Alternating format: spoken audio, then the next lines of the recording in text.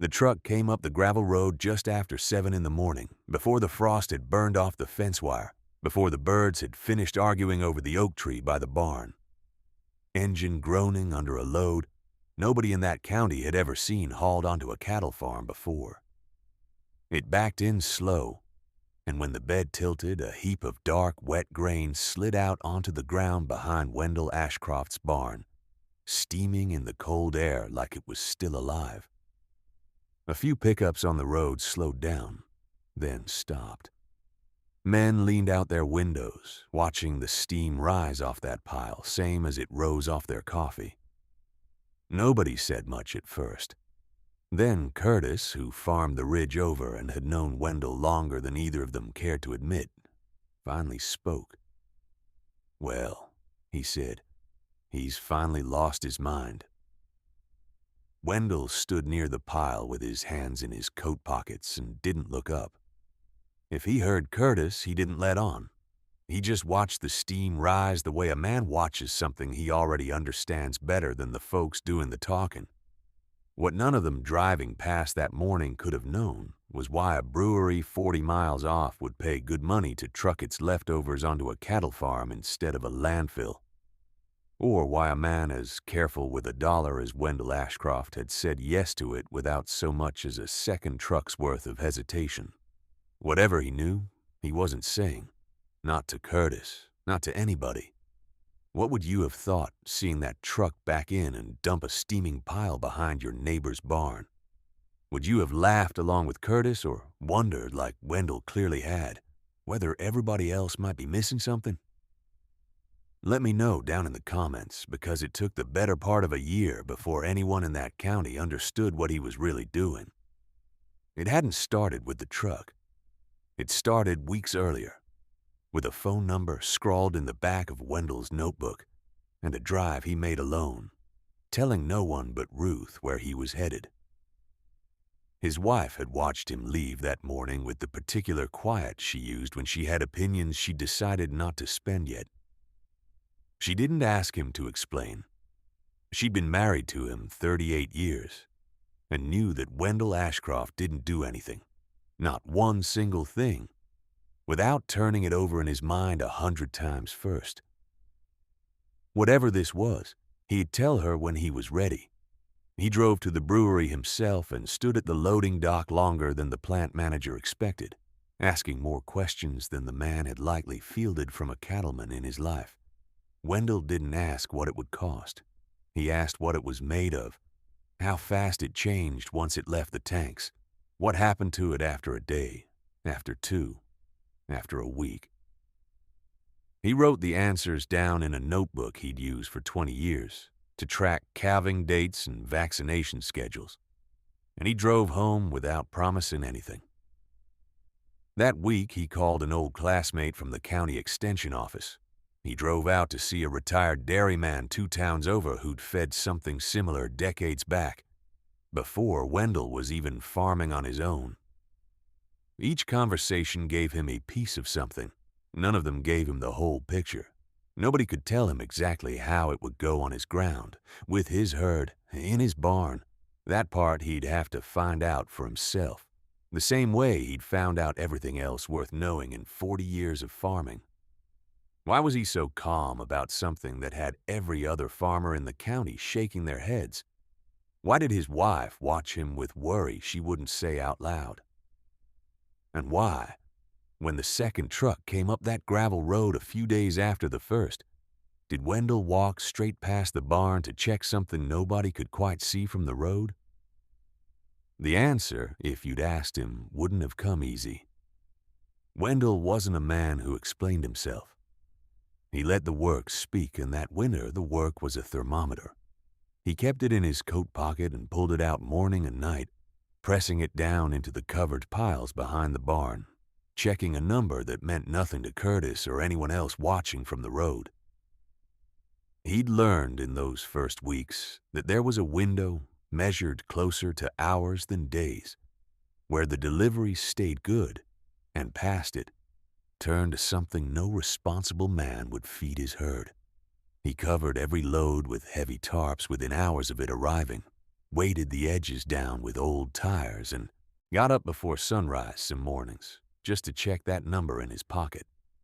Nobody understood why he fussed that much over what looked like garbage. He didn't explain it. He just kept checking. Then came the first setback.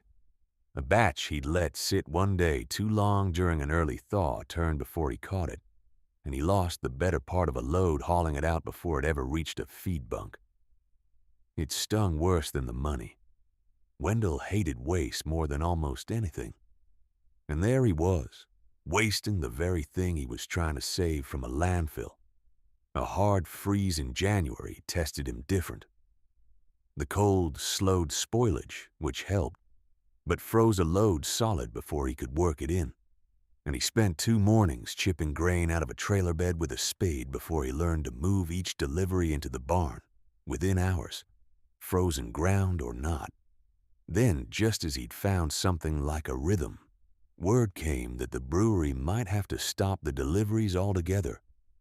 A change in the hauling contract, a new manager reviewing costs, talk of routing everything to a landfill after all now that the trucking company had raised its rates. For a week, Wendell didn't know if the whole arrangement was about to end before it had barely begun. He drove out there again, this time not asking questions so much as making a case, quiet and plain, for why it was worth their while to keep the route running. Whatever he said, it worked. The trucks kept coming. A wet stretch that same spring brought its own trouble. 3 days of steady rain turned the ground behind the barn to mud thick enough to swallow a boot, and water found its way under one of the tarps Wendell thought he'd weighted down well enough. By the time he noticed, a good portion of that load had soured past saving. He hauled it out in the rain himself, boots caked past the ankle, and spent the evening rebuilding the drainage around the storage pad so it wouldn't happen twice.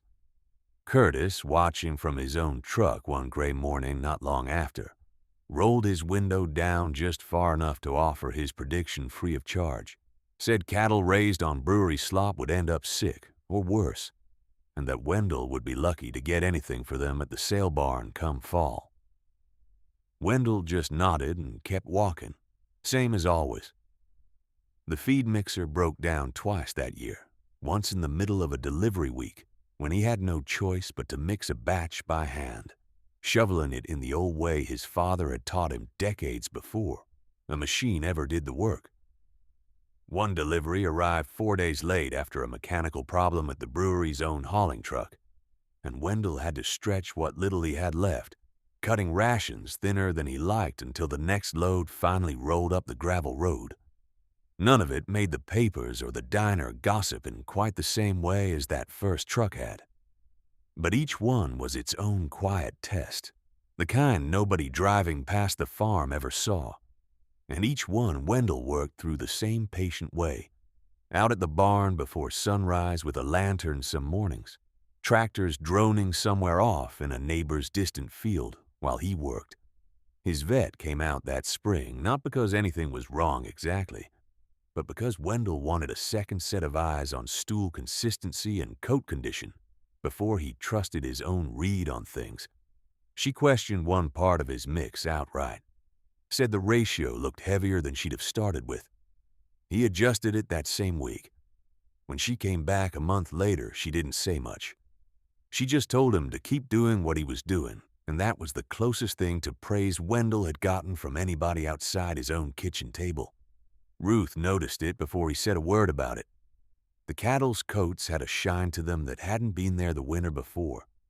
She mentioned it once, standing at the fence with her arms crossed against the cold, and Wendell just nodded, the way he nodded at most things, and went back to work.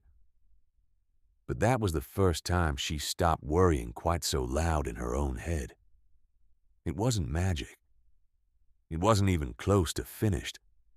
But it was the first sign, after months of thermometers and tarps and a lost load and a frozen trailer, that something was working the way he'd hoped it might.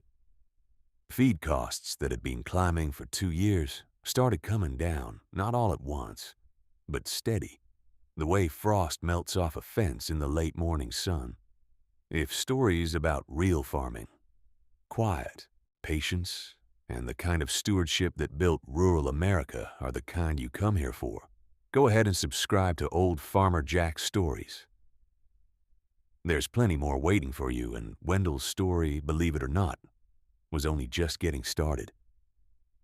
The first person outside the farm to notice anything was Delbert Pruitt, the butcher in town, a heavy-set, careful man who'd been cutting meat for the county the better part of 40 years and didn't say much he didn't mean.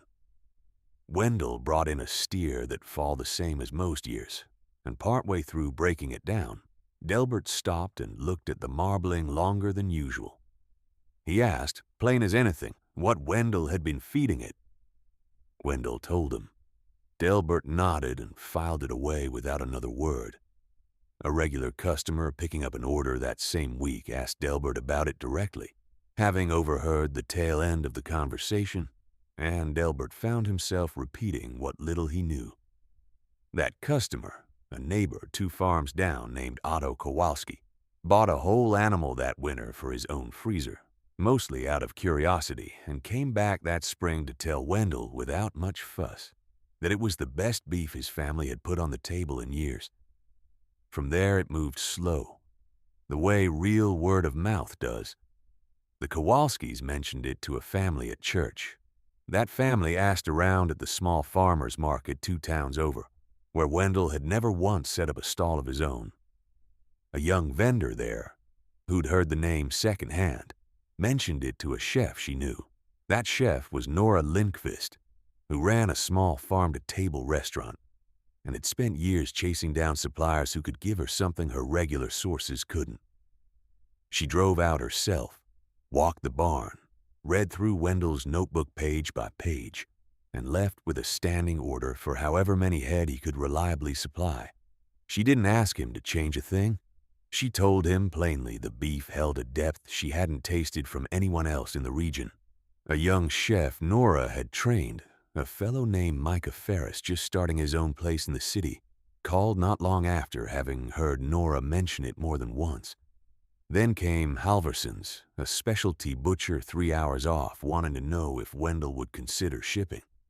He said he'd think about it, same as he always did, slow and unhurried, never chasing anything faster than his herd could grow to meet. Why was Wendell still hesitant, even as the calls kept coming? Why did he keep turning down chances to expand faster? And why, when his granddaughter Sadie came to visit that summer and asked him outright if he was getting rich off his beef, did he just laugh and tell her the ground didn't care one bit about rich? Before we get into what happened next and why folks eventually started asking to be put down for beef a full year before it was ready, I want to ask you something.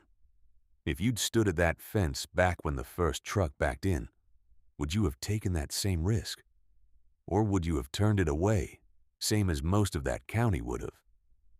By the 3rd year, something had changed that even Wendell, careful as he was, couldn't call small anymore. At the county livestock auction, an old auctioneer named Roy Teague, who'd sold cattle in that ring for 3 decades, remarked out loud to another farmer how much Wendell's stock had filled out compared to years past. Families who'd never bought a whole or half beef in their lives started asking Delbert to put their names down, some of them a full year out, for the next animal Wendell would have ready. Delbert kept a running list taped inside his cooler door, Wendell's name at the top, and more than once had to tell a disappointed customer the next batch was already spoken for. What people came back to when they talked about why they preferred it wasn't some miracle. It was consistency, earned slow, one careful season at a time. The spent grain, once Wendell had the timing and mixing worked out through a year of failure and correction, gave the herd a steady, well-rounded diet that showed up in the meat as something buyers noticed, even if they couldn't always name what it was. Nora called it depth. Micah called it honest. Families just called it the best they'd ever had. Demand kept outrunning what one modest farm could supply, and Wendell, true to form, never tried to force the growth faster than the land could bear. He priced it the same as he always had, fair and plain. Even as Delbert told him more than once he was leaving money on the table, Wendell just said the herd could only grow so fast, and he wasn't going to rush the ground or the cattle to chase a number. The brewery manager who'd made that first call, the same one who'd nearly pulled the whole arrangement a few winters back, drove out to see the farm for himself. He'd heard, same as everyone eventually did, that the grain he'd once paid to haul to a landfill was now feeding cattle that families reserved a year in advance. He stood at the very spot behind the barn where that first pile had steamed in the cold morning air, watching Wendell walk a young couple through the pens, showing them which steer would be ready come fall. He didn't say much. Most everyone in this story never did. He just smiled, quiet and a little amazed, and said the only thing that really needed saying. Funny what folks call waste. Wendell nodded, the same nod he'd given Curtis, the vet, Ruth, every doubting look he'd carried since that first morning. He never set out to prove anybody wrong. He'd only ever set out to solve a problem the way he'd solved every other problem on that farm for 40 years, by watching close, working patient, and trusting the herd to tell him when he'd gotten it right.